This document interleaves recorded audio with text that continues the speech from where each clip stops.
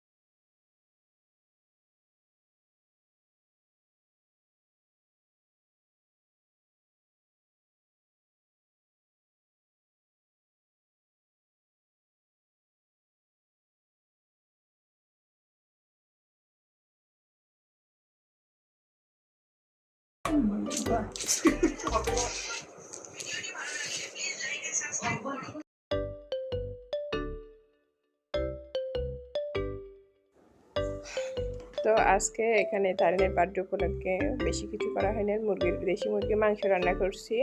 তো আর বিরিয়ানি রান্না করা হয়েছে।